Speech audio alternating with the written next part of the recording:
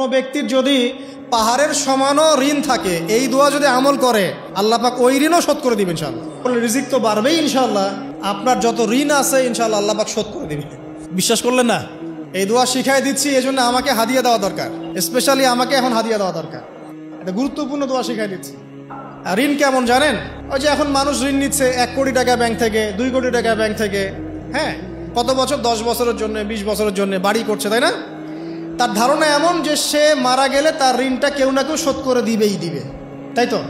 আর আল্লাহর রসুল কি বলছেন দেখেন, একজন মারা গেছেন, নবী সাল্লাল্লাহু আলাইহি ওয়াসাল্লামের সময় একজন মারা গেছেন। তো নবী করিম সাল্লাল্লাহু আলাইহি ওয়াসাল্লাম বলছেন, এই ব্যক্তির কি কোনো ঋণ আছে? একজন সাহাবী বলেন, হ্যাঁ ইয়া রাসূলুল্লাহ, তো ঋণ আছে। নবীজি বললেন, তোমরা ওর জানাজা পড়ো, আমাকে ডেকো না। তোমরা ওর জানাজা পড়ে নাও, আমি জানাজা পড়তে চাচ্ছি না। আমি এখন কেমন করে আপনাকে বুঝাবো ঋণ কত ভয়ঙ্কর জিনিস?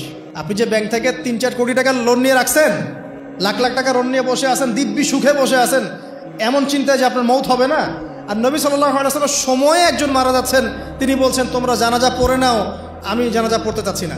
মানে ঋণগ্রস্ত ব্যক্তি জানাজাও তিনি পড়তেন না। তারপরে একজন এসে বললেন, ইয়া রাসূলুল্লাহ, আমি তার ঋণ শোধ করে দিব, তার যা ঋণ আছে আমি শোধ করে দিব। তখন নবী এসে জানাজা পড়লেন সাল্লাল্লাহু আলাইহি ওয়াসাল্লাম। তা আপনার এই কোটি কোটি টাকা ঋণ শোধ করার লোক তো রেডি আছে নাকি? আছে না? সমস্যা নেই, আপনার জানাজা পড়া হবে। কারণ হুজুরকে আপনি 5,000 টাকা দিবেন, হুজুর জানাজা পড়াই দিবে, কোনো সমস্যা নেই। তারপরে আপনার মিলাদও হবে, আপনার একটা বড়সড় দোয়াও হবে ইনশাআল্লাহ। কিন্তু আল্লাহ পাক বলেছেন শহীদ, আল্লাহর পথে যুদ্ধ করে শহীদ হয়েছে, এই ব্যক্তির আত্মাও ঝুলে থাকে যতক্ষণ পর্যন্ত না তার ঋণটা শোধ করা হয়। এবার বলেন আমি কি বুঝাবো আপনাকে? আর কিছু বলতে হবে? তো এখন সেই দোয়া শিখাচ্ছি আপনাদেরকে, যে দোয়া শিখলে আপনারা ঋণ থেকে বাঁচবেন ইনশাআল্লাহ। কত দিবেন বলেন? হ্যাঁ, এই তো, শুকরিয়া। দোয়া করবেন যেন আল্লাহ পাকের দিনটাকে আল্লাহর জমিনে প্রতিষ্ঠা করতে পারে।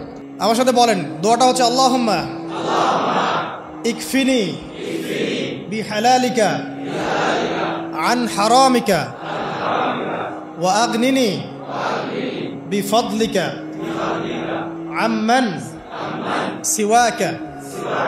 এই দোয়াটা ছোট না, এটা মুখস্থ করবেন, সেজদায় পড়বেন, নামাজের সেজদায় পড়বেন, আত্তাহিয়াতু দরুদ শেষ তারপরে পড়বেন, নামাজ শেষে হাত তুলে করবেন, যখন তখন শেষ রাতটা করবেন। ইনশাআল্লাহ দেখবেন আপনার ঋণ বলতে কিছু থাকবে না ইনশাআল্লাহ। যদি থাকেও, বড় কোনো ঋণ থাকেও, আল্লাহ পাক অন্য কোনো মাধ্যমে এটা শোধ করার ব্যবস্থা করে দিবেন ইনশাআল্লাহ। আমার জীবনে এমন ঘটনাও ঘটেছে, এটা এখন গল্পটা মনে পড়ে গেল তাই বলছি, যে 1,20,000 টাকা ঋণ আছে আমার, শোধ করার কোনো অপশন নাই। আচ্ছা, আমার চোখে ধরা পড়ছে না যে 1,20,000 টাকা আমি কেমনে দিব। কি হলো, হঠাৎ করে আমরা একটা সার্কুলার দেখলাম যে সারা বাংলাদেশে ইসলামিক ট্যালেন্ট খোঁজা হচ্ছে। 2000 এটা মনে হয় 17 কি 18 সালের কথা, হ্যাঁ 18 না, আচ্ছা 18। তো হ্যাঁ, আলোকিত। তো এখন আমার ওয়াইফ বলছেন যে আপনি এটাতে অ্যাপ্লাই করেন। আমি অ্যাপ্লাই করবো, এটা তো আলেম ওলামাদের প্ল্যাটফর্ম, আমি এখানে জেনারেল থেকে আসা মানুষ, কেমন করে কি। তো সে বলছেন না, আপনি পারবেন ইনশাল্লাহ, আপনি পড়াশোনা করেন, ইনশাল্লাহ পারবেন। তো আমি দেখছি আগে প্রাইস কি আছে, কষ্ট তো করবো, আগে দেখি পুরস্কারটা কি। তো পুরস্কারটা দেখছি যে একটা ওমরা করাবে। ওমরা করা তো যে কারোর জন্য একটা মানে স্বপ্নের ব্যাপার না। ওমরা করা তো সবাই আমরা খুব পছন্দ করি, আল্লাহ পাক আমাদেরকে বেশি বেশি ওমরা করার তৌফিক দেখ। আর লেখা আছে যে ফার্স্ট প্রাইজ 3 লাখ টাকা, second prize 2 lakh, third prize হচ্ছে 1 লাখ টাকা। আচ্ছা ঠিক আছে। তারপর টানা 4 কি 5 মাস দৈনিক 10 থেকে 12 ঘন্টা করে পড়েছে। টানা 4 থেকে 5 মাস দৈনিক 10 থেকে 12 ঘন্টা, নাওয়া খাওয়া সব ওখানেই। আর যতটা সহজ মনে করছেন আসলে কিন্তু প্রতিযোগিতা অত সহজ নয়। আসলে যে কোনো জায়গা থেকে প্রশ্ন আসতে পারে, আকিদা, সিরাত, ইতিহাস, এটা ওইটা, অনেক টপিক, প্রায় 36টা বিভাগ আছে। তো আলহামদুলিল্লাহ কীভাবে জানি আস্তে আস্তে উঠতে পারলাম। গিয়ে দেখলাম যে হ্যাঁ, টিভি রাউন্ডে চলে গেছি। আমি তেমন কিছুই করি নাই, আমি শুধু পরিশ্রম করেছি, আল্লাহর কাছে বেশি থেকে বেশি দোয়া করেছি যে আল্লাহ আমার ঋণ আছে, ঋণ শোধ করতে হবে একটা। এবং আমি চাচ্ছি যে এই প্রোগ্রামের মধ্য দিয়ে দিনের একটা বড় সার্কেল পাওয়া যায়, দিনই প্ল্যাটফর্ম পাওয়া যায়। তো আলহামদুলিল্লাহ আল্লাহ পাকের ইচ্ছায় সেখানে একটা ভালো রেজাল্ট হলো এবং সেখানে ওমরাও করা হলো আলহামদুলিল্লাহ। এবং ক্যাশ তারা খুব তাড়াতাড়ি দিয়ে দিয়েছে। আমি পুরো ক্যাশটা আগে পেয়েই আগে ঋণটা শোধ।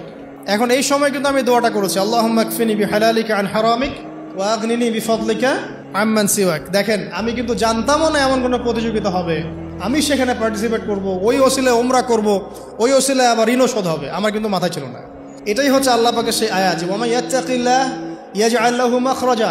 আল্লাহ পাককে যে ভয় করবে আল্লাহ পাক তার জন্য রাস্তা খুলে দিবেন ইনশাআল্লাহ। ওয়ারযুকুহু মিন হাইসু লা ইয়াহতাসিব, এবং এমন উৎস থেকে আল্লাহ পাক রিজিক দিবেন যেটা সে কল্পনাও করতে পারে না। এটা আল্লাহ পাক তাওয়াক্কুল রাখেন জাস্ট।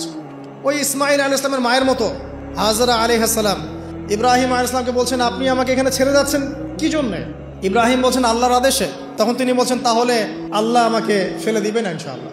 সেই মায়ের গর্ভ থেকে ইসমাইলের মতো সন্তানের জন্ম হলো, যেই সন্তানকে বাবা বলছে যে আমি তোমাকে জবাই করছি, স্বপ্নে দেখেছি, ফানজুর মাযা তারা, তোমার রায় কি? সে বলছে ইয়া আবাতি ফাআল মা তু'মার, আপনাকে যে আদেশ করা হয়েছে আপনি সেটাই করেন।